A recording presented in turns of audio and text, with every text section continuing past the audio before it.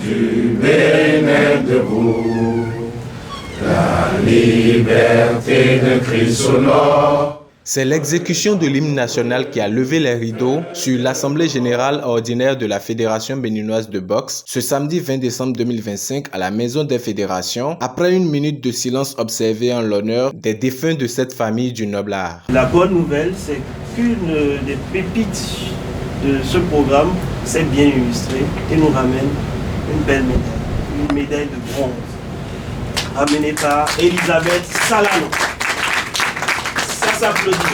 L'ordre du jour a permis de suivre un rapport moral détaillé de l'exercice 2025. Nous avons procédé à l'installation officielle de nos commissaires aux comptes. Cette démarche confirme notre volonté de transparence et de bonne gouvernance, essentielle pour nos partenaires, clubs et sponsors. Par ailleurs, nous avons pris des décisions disciplinaires claires pour préserver l'éthique et la cohésion au sein de notre famille de la boxe.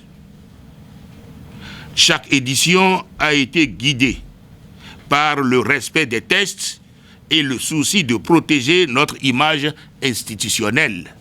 Nous avons organisé le championnat national de catégorie d'âge.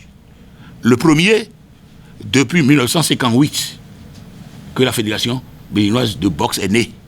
La mise au vert des graines olympiques a permis de sélectionner et de former les meilleurs jeunes boxeurs dont certains représenteront le Bénin aux Jeux olympiques de la jeunesse Dakar 2026.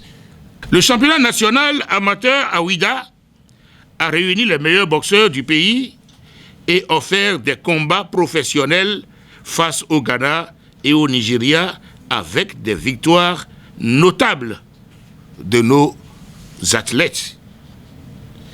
La première sortie internationale des graines olympiques a été couronnée de succès.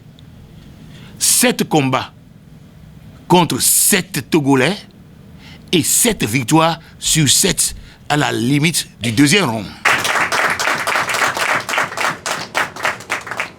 Entre autres points à l'ordre du jour, le rapport d'activité de l'année a également été présenté à l'assistance au cours de cette assemblée générale. L'appel à candidature pour les commissions centrales, c'est cette année, juin 2025.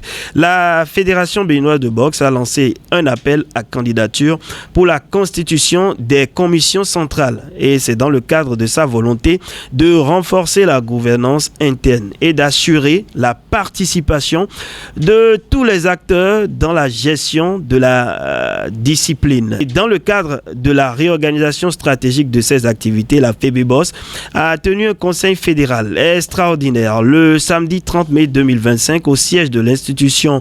Et cette rencontre a permis de renforcer la gouvernance fédérale et de préparer la mise en place des commissions centrales. Le président Pierre-Léonard Rinvy a officiellement installé début juin 8 commissions centrales permanente. Venons-en maintenant à la rencontre avec Juliano Anago, champion d'Europe WBC.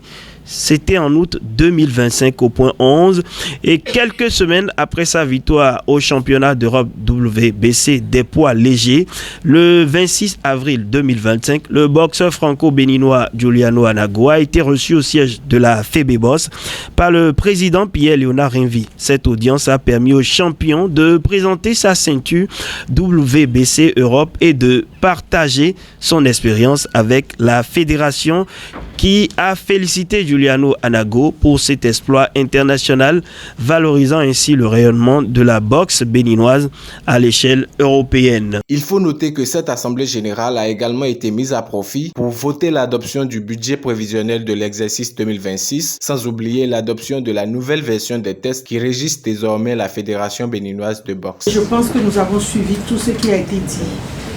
Et ensemble, nous devons tous travailler pour mieux réussir, pour relever la boxe